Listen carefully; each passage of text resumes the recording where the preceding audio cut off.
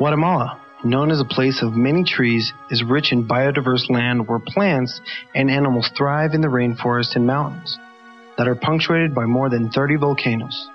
It is a majestic place like no other in the world. This is a land of the size of Tennessee. More than 8,000 years ago, corn was cultivated by the ancestors to the Mayans, who eventually built one of the great civilizations in human history. They domesticated wild plants like green beans, soft squash, and avocados. They discovered the great wealth of their lands was not only gold buried in the bowels of the earth, but growing right before their eyes. They understood that the land was rich and could make their civilization a lot richer. But coffee is not indigenous to Guatemala. In fact, on the other side of the world, Arabica coffee was growing wild in Ethiopia, where in the 13th century it was first eaten as a fruit for extra energy. And 300 years later, it was discovered to be the perfect hot drink. By the year 1645, the custom of drinking coffee was widespread in Italy. In 1720, the first coffee house, as we know, it opened in Venice San Marcos Square, where it remains to this day.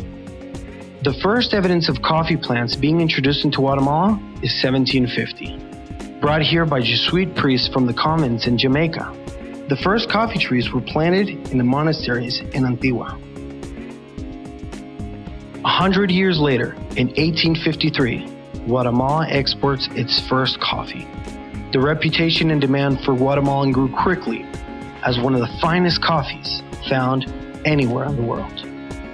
Today, Cafecito Rico continues on the same historical path of Guatemalan coffee, finding its way to the markets around the globe. Cafecito Rico embodies everything the coffee drinkers of the world desire in a great coffee.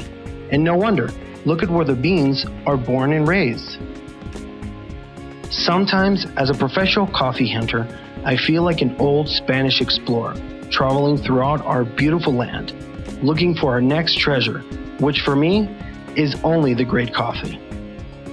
My journey takes me to the highlands of Huehuetenango, to the historical capital of Antigua, over the Fraijanes Plateau up to Coan, down to the deepest lake in Central America, Lake Atitlan, and over San Marcos. I travel north towards Mexico into Quiché.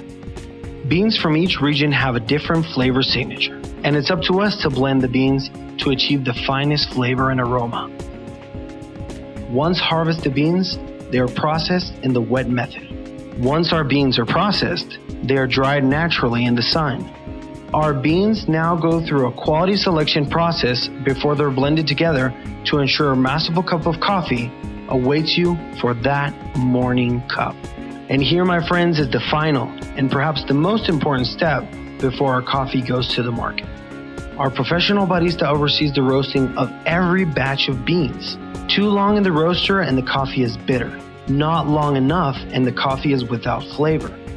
Every batch of freshly roasted coffee is tasted for aroma, flavor, and acidity before our name goes on the back. And so our quick journey is over. I sincerely hope you have enjoyed seeing our country and discovering the birthplace of Cafecito Rico, which means coffee rich in flavor. We sincerely hope you agree.